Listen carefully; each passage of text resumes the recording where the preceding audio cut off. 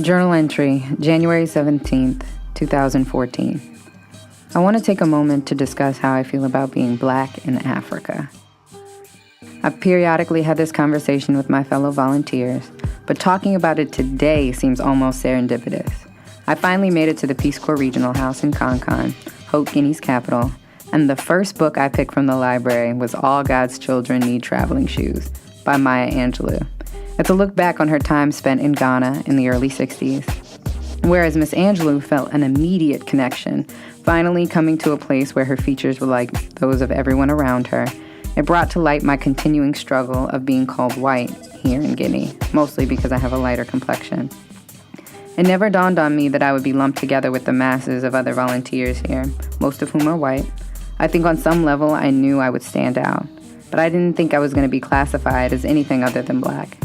It's so strange to think that I went from one experience of being the extreme minority as a Black woman to another, even greater one as a perceived white woman. Many Ghanaians can go through their entire lives without seeing a white person. It's difficult to describe the constant pressure of being stared at 24/7 without reprieve. Then to be called blanche so blatantly and so often. I go out of my way to explain to Ghanaians, Je suis Américaine noire. I am African American. But I'm starting to think that continuing to fight the masses on their perception is going to eventually lead to extreme levels of exhaustion. There's nothing to be done. It's like fighting the ocean, and I sometimes feel helpless against it. Then I think of my history and how thankful I am for my culture and identity painstakingly instilled in me by my family, my experiences, my life as a whole.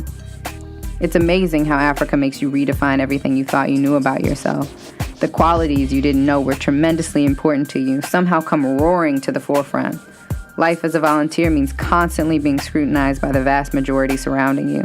Their expectations of what you should look like or even be like has a tendency to make you grasp on to the truth you hold evident about your life.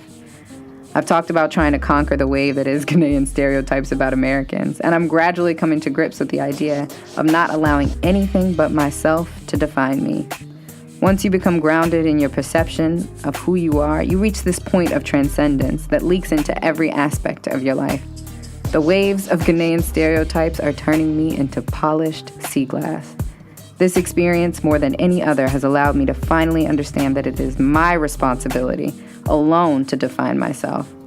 I've decided the most important thing is to be comfortable with my exterior, grateful for my interior, and no person, place, or thing can take that from me.